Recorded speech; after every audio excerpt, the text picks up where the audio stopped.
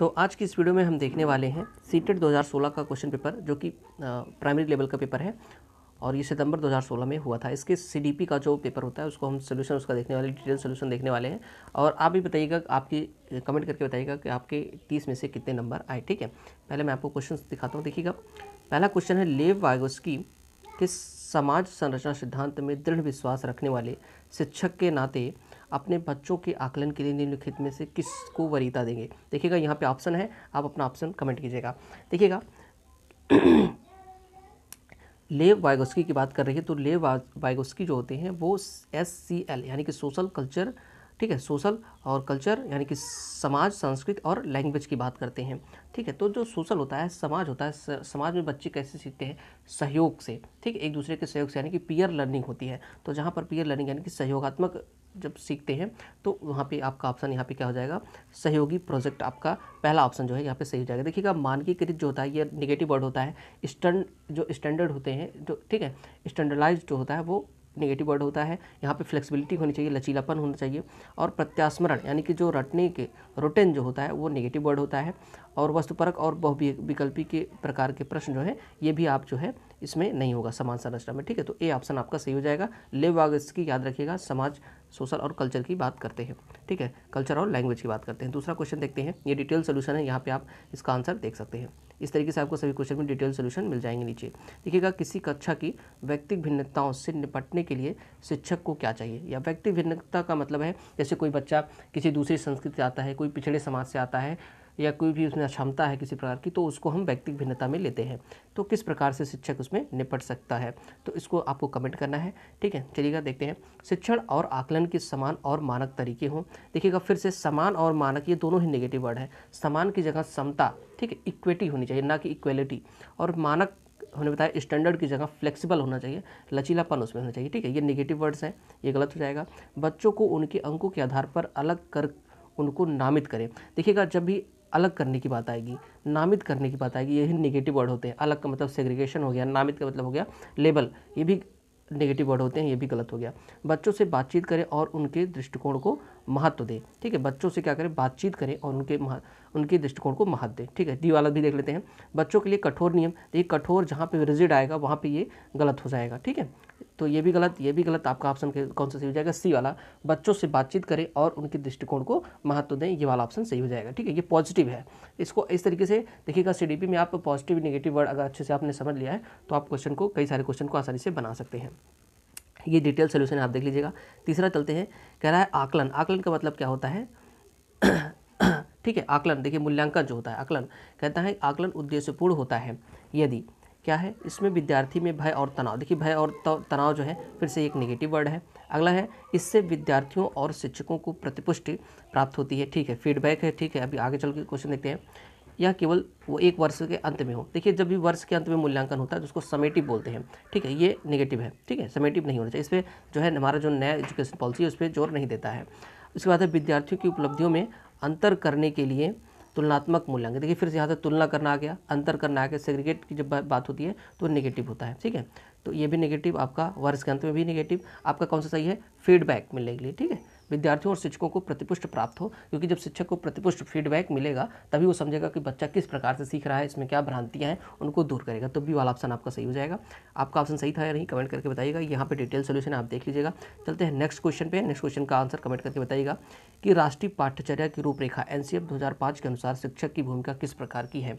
ठीक है, तो यहाँ पे आपको बताना है कि शिक्षक की भूमिका क्या होती है क्लास में। सत्तावादी होती है या फिर अधिनायकी होती है, या फिर अनुमतिपरक होती है, सुविधादाता के रूप में होती है। मतलब टीचर किस प्रकार से कक्षा में कार्य करता है। तो यहाँ पे आपका ऑप्शन जो है डी वाला सही हो जाएगा। सुविधादाता होती है, वह बच्चों को मतलब सहायता करता है, सुविधा देता है चीज़ों को समझने में। ठीक है, तो ये आपका डिटेल सोल्यूशन है, देख लीजिएगा। पांचवा क्वेश्चन देखते हैं। अनुसंधान सुझाते हैं कि विविध कक्षा में अपने विद्यार्थियों से शिक्षिका की अपेक्षाएं विद्यार्थियों के अधिगम पर क्या प्रभाव डालती है। मतलब कि जैसे कोई टीचर है वो अपने स्टूडेंट से, ठीक है, बच्चों से जब वो कुछ अपेक्षा करती है, ठीक है, तो उससे उसके अधिगम पर क्या प्रभाव पड़ता है। ठीक है, जैसे कि आप किसी बच्चे से अपेक्षा करते हो कि वो इतने नंबर लाएगा या अच्छा प्रदर्शन करेगा, तो उससे अधिगम पर क्या प्रभाव पड़ेगा, पर महत्वपूर्ण प्रभाव डालती है। पहला ऑप्शन है, छोड़ती है। एक मात्र निर्धारक है। देखिए, जब एक मात्र का मतलब ओनली जो भी होता है ना वो नेगेटिव होता है, ओनली वाला सही नहीं होगा। के साथ संबंधित नहीं होती। देखिए इसके साथ संबंधित होती है, क्योंकि जब आप बच्चे से अपेक्षाएं करेंगे तो वो उससे संबंधित जरूर होंगी, उसके अधिगम पर प्रभाव जरूर पड़ेगा। अब प्रभाव कैसा पड़ेगा यही आपको इसमें बताना है। कोई प्रभाव नहीं पड़ेगा ये भी गलत है, ये आपका पहला वाला ऑप्शन सही है कि पर उसमें मतलब कि उसके अधिगम पर एक महत्वपूर्ण प्रभाव छोड़ती है बच्चों के अधिगम पर, ठीक है, यानी कि लर्निंग पर। तो पाँचवें का ए ऑप्शन सही हो जाएगा। यहाँ पे डिटेल सोल्यूशन देख लीजिएगा। विशेष आवश्यकता वाले बच्चे क्या होते हैं? देखिए विशेष आवश्यकता वाले बच्चे का मतलब होता है जैसे कोई बच्चा किसी दूसरी संस्कृति से आ रहा है, या फिर उसे किसी प्रकार की असमता है, ठीक है, या फिर वो बहुत ही प्रतिभाशाली है, वो भी विशेष बच्चे में ही आएगा। तो विशेष आवश्यकता वाले बच्चों को शामिल करना एक काल्पनिक लक्ष्य है। देखिएगा ये काल्पनिक लक्ष्य नहीं, क्योंकि हमारे समाज में ऐसे बहुत सारे बच्चे होते हैं जो विशेष आवश्यकता वाले होते हैं, तो ये काल्पनिक लक्ष्य नहीं है, क्योंकि उनको सम्मिलित करके पढ़ाया भी जाता है। जिसमें अक्षमता ना हो उन बच्चों के लिए हानिकारक है, ये भी आपका कथन गलत है, क्योंकि इससे तो क्लास में दुविधा हो जाएगी ना, क्योंकि अगर आप कोई बच्चा विशेष आवश्यकता वाला उसको क्लास में बैठा नहीं पाएंगे। विद्यालय पर भार बढ़ेगा, ये भी बात गलत है। शिक्षण के प्रति दृष्टिकोण विषय वस्तु और धारणा परिवर्तन की अपेक्षा रखता है।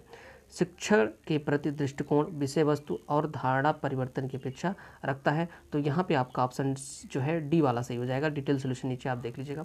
7वें क्वेश्चन को पढ़िएगा और अपने आंसर को कमेंट करके बताइएगा। देखिएगा विविध प्रकार की सामाजिक, आर्थिक और सांस्कृतिक पृष्ठभूमि के बच्चों से युक्त एक कक्षा सभी विद्यार्थियों के अधिगम अनुभवों को बढ़ाती है, यह कथन है। बात को सुनिएगा। अभी मैंने इसके पहले ऊपर वाले में ये क्वेश्चन डिस्कस किया था, ये सेम क्वेश्चन था लगभग।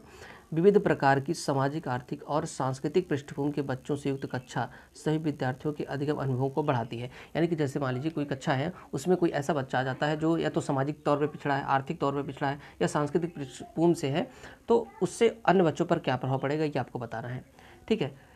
तो इसमें बता रहा है कि अधिगम अनुभवों को बढ़ाती है, क्या उसके आने से अन्य बच्चों के अधिगम के अनुभव में बढ़ोतरी होगी? ये आपका कथन सही है क्या नहीं? देखिए कथन तो सही है, ठीक है, तो गलत वाले सही गलत हो जाएंगे। अब 2 क्वेश्चन में कह रहा है सही है। बी को पढ़ते हैं। बी कह रहा है कि क्योंकि बच्चे अपने साथियों से अनेक कौशल सीखते हैं। बहुत सही बात है, क्योंकि पीयर लर्निंग की बात मैंने आपको बताई थी कि साथियों सहयोग से सीखते हैं, ठीक है। सही है, क्योंकि इस कक्षा में अधिक श्रेणीबद्ध दिखाई देगी। देखिए ये आपका सी वाला ऑप्शन जो है वो गलत है, और यहाँ पे बी वाला ऑप्शन आपका सही है, पीयर लर्निंग की बात यहाँ पे की गई है, ठीक है। आगे चलते हैं, देखते हैं।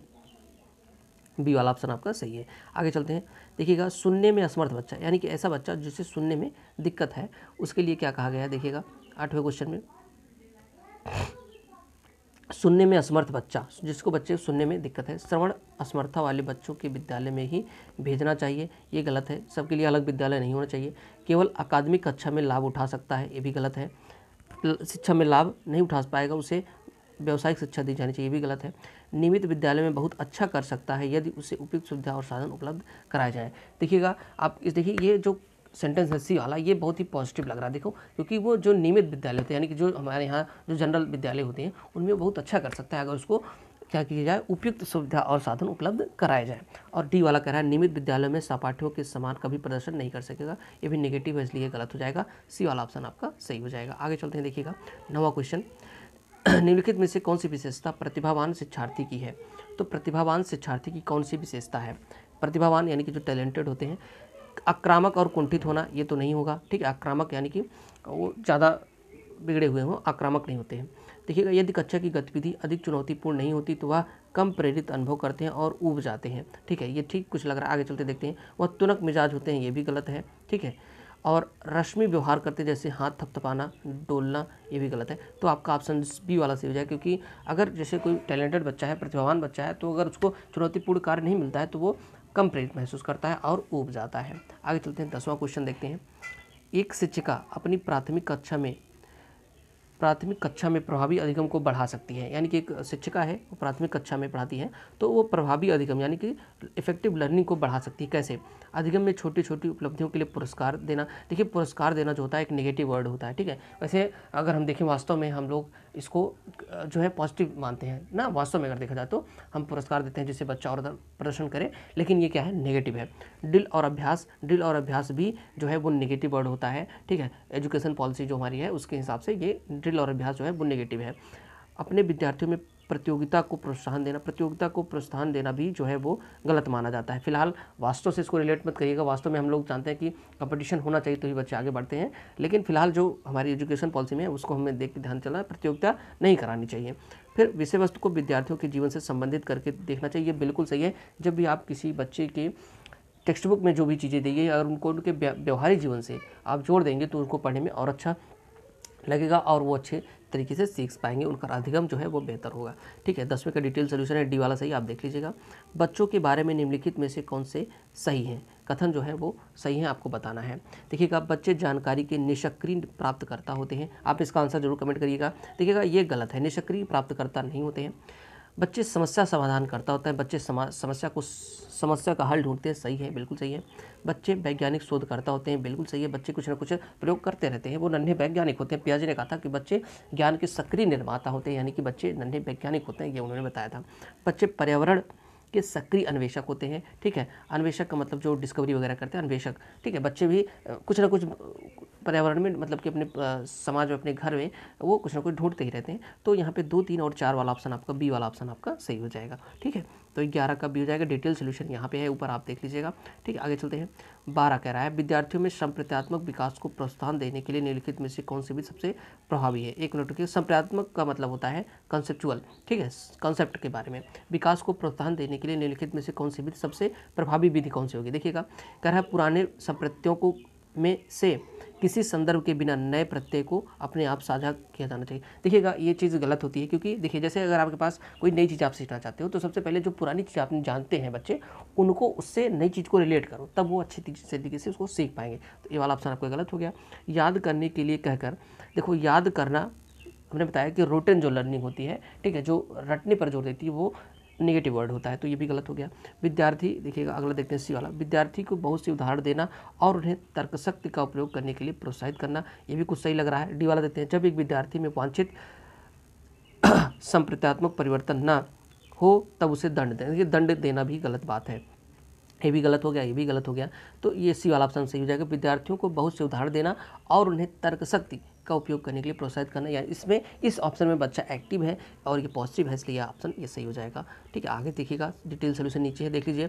13वां देखते हैं, प्राथमिक विद्यालय के बच्चे उस वातावरण में सबसे प्रभावी ढंग से सीखेंगे।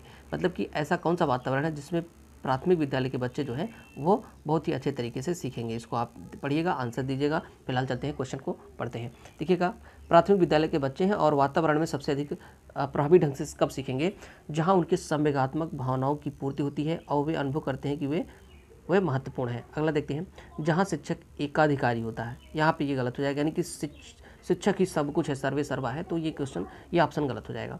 यहाँ सी वाला देखते हैं, वहाँ मूल रूप से पढ़ने लिखने और गणित की संज्ञानात्मक कुशलताओं पर ही ध्यान केंद्र होता है और बल दिया जाता है। ठीक है, तो ये भी जो है यहाँ पे अभी इसको छोड़ देते हैं, ये वाला डी वाला पढ़ते हैं। यहाँ शिक्षक सारे अधिगम में आगे होता है और विद्यार्थियों के, यहाँ पे ये भी गलत हो जाएगा, विद्यार्थियों से निष्क्रिय रहने की अपेक्षा करता है, ये भी गलत हो जाएगा। और यहाँ पे सी वाला भी आपका गलत हो जाएगा। ए वाला ऑप्शन जो है यहाँ पे आपका सही हो जाएगा, क्योंकि वहाँ बालक बेहतर तरीके से सीखते हैं जहाँ उनकी संवेगात्मक, यानी कि संवेदक मतलब इमोशंस, आवश्यकताओं की पूर्ति होती है। ठीक है, ये वाला ऑप्शन सही हो जाएगा। 14 वाला देखते हैं, एक बच्चा खिड़की के सामने एक कौवे को उड़ता हुआ देखता है और कहता है एक पक्षी, उससे विचार के विषय बारे में आप क्या बताएंगे। ठीक है, देखिएगा, बच्चा क्या करता है, खिड़की से देखता है कि सामने से एक कौवे को उड़ते हुए देखता है, वह कहता है एक पक्षी ना, उड़ते हुए देखता है, कहता है एक पक्षी। इससे बच्चे के विचार के बारे में क्या पता चलता है। बच्चे की स्मृतियाँ पहले से भंडारित होती हैं। ठीक है, बच्चे में पक्षियों का संप्रत्यय विकसित हो चुका है। ठीक है, बच्चे ने अपने अनुभव बताने के लिए भाषा के कुछ उपकरणों का विकास कर लिया है। ठीक है, तो ये 3, तो यहाँ पे देखिएगा सभी ए बी, यहाँ पे क्या कह रहा है कि पहले देखिएगा बच्चे के बारे में क्या पता चलता है, तो यहाँ पे आपका जो है डी वाला ऑप्शन केवल बी, बच्चे में पक्षी के संप्रत्यय विकसित हो गया है। ठीक है, यानी कि बच्चे जानता है कि पक्षी किसको कहते हैं, तो ये आपका जो है डी वाला ऑप्शन, यानी कि बी केवल बी। ठीक है, यानी कि आपका केवल बी, देखिएगा डी वाला ऑप्शन सही है, यानी केवल बी, यानी कि ये वाला आपका ऑप्शन सही है। ठीक है, आगे चलते हैं। देखिएगा, कोई शिक्षिका अपने विद्यार्थियों को क्या कहे कि उन्हें भीतरी प्रेरणा के साथ कार्य करने के लिए प्रोत्साहित कर सके। ठीक है, देखिएगा, मतलब कि कोई भी शिक्षिका है, वो अपने विद्यार्थियों को क्या कहे कि उन्हें भीतरी प्रेरणा के साथ कार्य करने के लिए प्रोत्साहित हो, यानी कि उनके अंदर से कोई प्रेरणा विद्यार्थियों के अंदर से जागे। तो चलो इसको करने से पहले समाप्त कर लो, ये गलत है। ठीक है, ये ऑप्शन आपका गलत है। तुम उसके जैसा क्यों नहीं कर सकते, देखो उसने उससे एकदम ठीक किया है, ये भी गलत है। काम जल्दी पूरा करो, तो तुम्हें एक टॉफ़ी मिलेगी। ये भी गलत है, पुरस्कार देना भी गलत है। इसे करने की कोशिश करो, तुम सीख जाओगे। ये डी वाला ऑप्शन जो है ये सही है। चलिएगा आगे चलते हैं। कोई शिक्षिका अपने विद्यार्थियों को अध्ययन के लिए, देखिएगा कोई शिक्षिका, 16वां क्वेश्चन ऑप्शन दिख रहा है, हाँ ठीक है। कोई शिक्षिका अपने विद्यार्थियों को अध्ययन के लिए अध्ययन करने हेतु आंतरिक रूप से उत्प्रेरित करने के लिए कैसे प्रोत्साहित कर सकती है। ठीक, आंतरिक रूप से कैसे प्रोत्साहित कर सकती है, उसमें चिंता और डर पैदा कर ये गलत है। प्रतियोगात्मक परीक्षण से, प्रतियोगिता गलत चीज़ है। व्यक्तिगत लक्ष्य निर्धारित करने और निपुणता पाने में मदद करने के लिए, ये कुछ सही लग रहा है। आगे चलते देखते हैं। साफ दिखाई पड़ने वाले इनाम, ये गलत है। तो देखिए निपुणता, मास्टरी के लिए जब आप उसको प्रेरित करेंगे तो ये सही है, ये आपका सी वाला ऑप्शन सही हो जाएगा। आगे चलते हैं, देखिएगा किसी प्रारंभिक कक्षा में प्रभावशाली शिक्षण का उद्देश्य क्या है। देखिएगा किसी प्रारंभिक कक्षा में प्रभावशाली शिक्षक का उद्देश्य विद्यार्थियों को उत्प्रेरित करना होगा। देखिएगा सीखने के लिए, जिससे वे जिज्ञासु बने और सीखने के लिए ही सीखना पसंद करें। रटकर याद करना गलत है। दंडात्मक प्रयोग, ये भी गलत है। ऐसे काम करने के लिए जिससे परीक्षा के अंत में वे अच्छे अंक पा सके। अच्छे अंक पाना भी गलत है। तो इसमें आपका क्या हो जाएगा, ए वाला जो आपका ऑप्शन है वो सही हो जाएगा। ठीक है, ए वाला, सीखने के लिए जिससे वे जिज्ञासु बने और सीखने के लिए सीखना पसंद करें। आगे चलते हैं, देखते हैं 18वां क्वेश्चन। निम्नलिखित में से कौन सा उदाहरण प्रभावशाली विद्यालय की प्रथा है। देखिएगा निरंतर तुलनात्मक मूल्यांकन, ये भी गलत है, तुलना करना गलत है। शारीरिक दंड भी गलत है। व्यक्ति सापेक्ष हितगम और प्रतियोगात्मक कक्षा, प्रतियोगात्मक कक्षा गलत है। ठीक है, कंपटीशन नहीं होना चाहिए।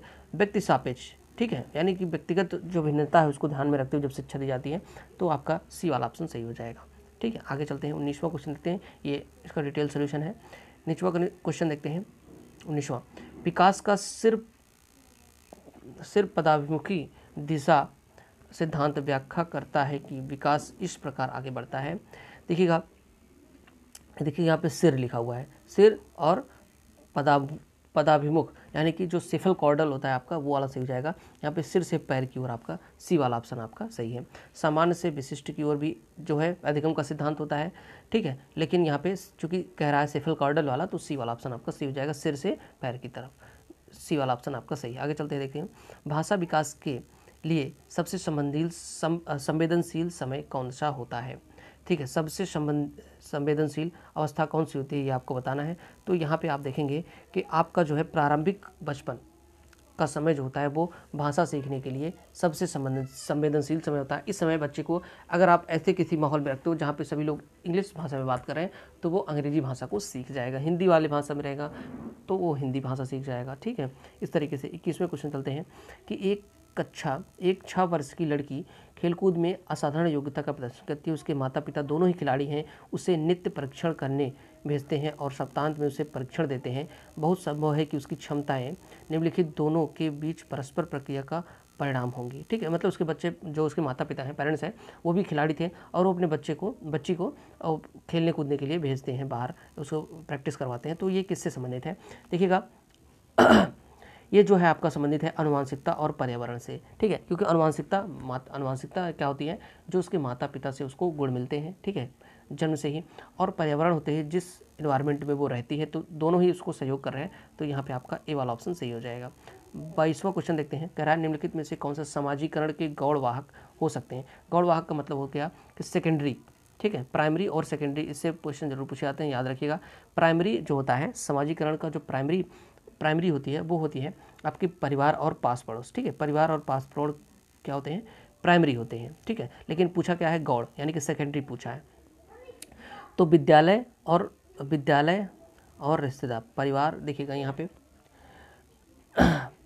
विद्यालय और पास पड़ोस। ठीक है, यहाँ पे आपका देखते हैं कौन सा ऑप्शन सही है, बी वाला ऑप्शन सही है, विद्यालय और पास पड़ोस। विद्यालय और पास पड़ोस या मीडिया, ठीक है, मीडिया भी आपका सेकेंडरी ही में ही आता है, तो इसको ध्यान रखिएगा। और परिवार और पास पड़ोस जो हैं आपके प्राइमरी में आते हैं, तो बी वाला ऑप्शन आपका सही है। चलते हैं 23 देखते हैं। लेव वागस्की के अनुसार संज्ञानात्मक विकास का मूल कारण क्या है। ठीक है, तो देखिएगा लेव वागस्की की बात की गई है, तो हमने बताया, इसमें याद रखिएगा सोशल, कल्चर और लैंग्वेज की बात। तो देखिएगा इसमें आपको कहीं पे सोशल, कल्चर और लैंग्वेज मिल रहा है। देखिएगा सामाजिक अन्योन क्रिया, मानसिक संतुलन, ठीक है, और सामाजिक अन्योन क्रिया और मानसिक स्कीमा की बात प्याजे में आती है, और उद्दीपक अनुक्रिया युग्मक। देखिएगा यहाँ पे आपका बी वाला ऑप्शन सही है, क्योंकि इसी में समाज की बात की गई है। बी वाला ऑप्शन आपका सही हो जाएगा 23 में बी। आगे चलते हैं, किसी बच्चे का दिया गया विशिष्ट उत्तर कोहलबर्ग के नैतिक तर्क के सोपानों की विषय वस्तु के किस सोपान के अंतर्गत आता है। देखिएगा पहले मतलब कोहलबर्ग की बात करें है तो जो कोहलबर्ग का नैतिक विकास का सिद्धांत है उसको इससे संबंधित प्रश्न है। पढ़िएगा पहले प्रश्न क्या है, यदि आप ईमानदार हैं तो आपके माता पिता आप पर गर्व करेंगे, इसलिए आपको ईमानदार रहना चाहिए। अब आपको बताना है कि इसमें कौन सा कथन सही होगा। देखिएगा जो उन्होंने बात की थी कोहलबर्ग के नैतिक विकास सिद्धांत में, ठीक है, उन्होंने पहला जो बताया था, उन्होंने बताया था पनिशमेंट एंड ओबीडेंस। पनिशमेंट एंड ओबीडेंस का मतलब है दंड और आज्ञा पालन। दूसरा उन्होंने बताया था यांत्रिक सापेक्ष, यानी कि इंस्ट्रूमेंटल वाला जो होता है, ठीक है, इंस्ट्रूमेंटल वाला, यानी कि तुम मुझे कुछ दोगे तो मैं तुम्हें दूंगा। तीसरा उन्होंने बताया था गुड बाय गुड गर्ल, ठीक, गुड बाय गुड गर्ल, यानी कि अच्छा लड़की अच्छा लड़का, यानी कि आप किसी के निगाह में, किसी की नज़र में अच्छा बनने के लिए कोई कार्य करते हैं तो उसे अच्छा लड़का या अच्छी लड़की, गुड बाय गुड गर्ल कहते हैं, ठीक है। उसके बाद आपका आता है सोशल सिस्टम, यानी कि जो सामाजिक नियम होते कानून होते हैं उनको मानना। फिर सोशल कॉन्ट्रैक्ट, सोशल कॉन्ट्रैक्ट का मतलब होता है कि अगर कोई भी नियम गलत है तो उसे बदल दो। और फिर आपका लास्ट स्टेज आता है जो होता है यूनिवर्सल लॉ वाला, ठीक है, जिसमें सार्वभौमिक नियम होते हैं जो सभी परोपकार की भावना जो होती है, ठीक है। तो यहाँ पे फिलहाल चूँकि आपको ईमानदार क्यों बनाना है इसमें, क्योंकि आपके माता पिता जो है आप पर गर्व करेंगे, इसलिए आप अच्छा लड़की बनना चाहते हैं उनकी निगाह में, उनकी नज़र में, इसलिए आपका सी वाला ऑप्शन सही हो जाएगा, good girl, good boy good girl, ठीक है, बी वाला ऑप्शन सही है। आगे चलते हैं, जीन पियाजे के अनुसार अधिगम के लिए निम्नलिखित में से क्या आवश्यक है। देखिएगा जीन पियाजे की बात की जा रही है, ध्यान से देखिएगा क्या कहते हैं अधिगम के लिए क्या आवश्यक है। शिक्षार्थी के द्वारा पर्यावरण की सक्रिय खोजबीन, वयस्कों के व्यवहार का अवलोकन, ईश्वरीय न्याय, ये तो गलत है, शिक्षकों और माता पिता द्वारा पुनर्बलन भी सही नहीं है। कह रहा है शिक्षार्थी के द्वारा पर्यावरण की सक्रिय खोजबीन, तो हमने बताया पियाजे क्या कहते हैं कि बच्चे जो होते हैं वो क्या होते हैं, ज्ञान के सक्रिय निर्माता होते हैं, और बच्चे क्या होते हैं, नन्हे वैज्ञानिक होते हैं। तो यहाँ पे आपका ए वाला ऑप्शन सही है। बच्चे क्या रचनावाद, यानी जीन पियाजे क्या कहते हैं, रचनावाद के समर्थक हैं, कहते हैं कि ज्ञान की रचना होती है, तो बच्चे जब पर्यावरण के साथ सक्रिय खोजबीन करेंगे तो वो ज्ञान का निर्माण करेंगे, ठीक है, यहाँ पे ये वाला ऑप्शन सही है। आगे चलते हैं, जीन पियाजे के अनुसार प्रारूप यानी कि स्कीम निर्माण वर्तमान योजनाओं के अनुरूप बनाने हेतु नवीन जानकारी में संशोधन और नवीन जानकारी के आधार पर पुरानी योजनाओं में संशोधन के परिणाम के रूप में घटित होता है। इन दो प्रक्रियाओं को जाना जाता है। देखिएगा यहाँ पे थोड़ा सा इंग्लिश नहीं है, हो सकता है आपको दिक्कत हो, फिलहाल एक बार क्वेश्चन को फिर से पढ़ते हैं। देखिएगा जीन पियाजे के अनुसार स्कीम निर्माण वर्तमान योजनाओं के अनुरूप बनाने हेतु नवीन जानकारी में संशोधन। देखिए जब नवीन जानकारी में संशोधन होता है तो उसको हम एसिमिलेशन कहते हैं। क्या कहते हैं, एसिमिलेशन कहते हैं। और नवीन जानकारी के आधार पर पुरानी जानकारी में संशोधन के परिणाम के रूप में घटित होता है। इन दो प्रक्रियाओं को जाना जाता है, किस नाम से जाना जाता है। देखिएगा यहाँ पे आपका ऑप्शन जो है डी वाला सही हो जाएगा, समावेशन कहते हैं, ठीक है। जब जानकारी में संशोधन होता है तो उसको समायोजन कहते हैं, और जब पुरानी जानकारी में नई जानकारी को सम्मिलित कर लिया जाता है तो उसको समायोजन कहते हैं, ठीक है। एसिमिलेशन एंड एकोमोडेशन याद रखिएगा। आगे चलते हैं, अगला क्वेश्चन देखते हैं। अगला क्वेश्चन हमारा है कि किसी प्रगतिशील कक्षा की व्यवस्था में शिक्षक एक ऐसे वातावरण को उपलब्ध कराकर अधिगम को सुगम बनाता है जो, देखिए एक प्रगतिशील कक्षा है, ठीक है, और उसमें व्यवस्था में शिक्षक एक ऐसे वातावरण को उपलब्ध कराकर अधिगम को सुगम बनाता है जो खोज को प्रोत्साहन देता है, नियामक है, समावेशन को प्रोत्साहित करता है, आवृत्ति को बढ़ा देता है। प्रगतिशील कक्षा क्या होती है, तो यहाँ पे आपका डी वाला ऑप्शन सही हो जाएगा, आवृत्ति को बढ़ा देती है, ठीक है। चलते हैं आगे देखते हैं। 28वां क्वेश्चन, हार्वर्ड गार्डनर के बहुविध सिद्धांत सुझाता है कि, हार्वर्ड गार्डनर ने, देखिएगा यहाँ पे हार्वर्ड गार्डनर ने आपका मल्टीपल इंटेलिजेंस की बात की है, जिसमें 8 प्रकार की बुद्धि उन्होंने बताई है, ठीक है। अब देखिएगा क्या कहते हैं, हार्वर्ड गार्डनर का बहुबुद्धि सिद्धांत सुझाता है कि हर बच्चे में प्रत्येक विषय 8 अभिन्न तरीकों से पढ़ाया जाना चाहिए ताकि उसे बुद्धियाँ विकसित हों। बुद्धि को केवल बहुबुद्धि आईक्यू परीक्षा से निर्धारित किया जा सकता है। शिक्षक को चाहिए कि विषय वस्तु की वैकल्पिक विधियों को पढ़ाने की बहुबुद्धि के रूप में रूपरेखा की तरह ग्रहण करें। क्षमता भाग्य है और एक अवधि के भीतर नहीं बदले। तो यहाँ पे आपका सी वाला ऑप्शन सही हो जाएगा। हार्वर्ड गार्डनर कहते हैं कि शिक्षक को चाहिए कि विषय वस्तु का वैकल्पिक विधियों से पढ़ाने के लिए बहुबुद्धियों को एक रूपरेखा की तरह ग्रहण करें, ठीक है। ये आपका ऑप्शन सही हो जाएगा। आगे चलते हैं, 29वां क्वेश्चन देखते हैं। कोई 5 साल की लड़की एक टी शर्ट तह करते हुए अपने आप से बात करती है, लड़की द्वारा अपने आप से बात करती है, लड़की द्वारा प्रदर्शित व्यवहार के संदर्भ में निम्नलिखित में कौन सा कथन सही है। अब देखिएगा यहाँ पे जीन प्याजे और लेव वागस्की, जो लड़की खुद से बात करती है, लड़का लड़की खुद से बात करता है, उसको अलग अलग वर्ड डाल देते हैं। क्या कहते हैं आइएगा देखिए, मैं आपको पहले बता देता हूँ। देखिए जो लड़का या लड़की खुद से बात करता है उसको प्याजे क्या कहते हैं, प्याजे उसको कहते हैं ईगोसेंट्रिज्म, यानी कि अहम केंद्रिता। क्या कहते हैं, ईगोसेंट्रिक कहते हैं या फिर अहम केंद्रिता कहते हैं, ठीक है। और वहीं पे जो आपके वाइगोस्की हैं, वाइगोस्की साहब उसको कहते हैं, क्या कहते हैं, प्राइवेट स्पीच कहते हैं। क्या कहते हैं, प्राइवेट स्पीच कहते हैं। तो यहाँ पे देखिए जीन प्याजे या निजी वार्ता उसको कहते हैं। जीन प्याजे और लेव वागस्की इसकी व्याख्या बच्चे की अहम केंद्रिता की प्रकृति के रूप में करते हैं। देखिए दोनों नहीं करते, दोनों अहम केंद्रिता नहीं कहते, सिर्फ प्याजे इसको अहम केंद्रिता कहते हैं, वाइगोस्की इसको निजी वार्ता कहते हैं।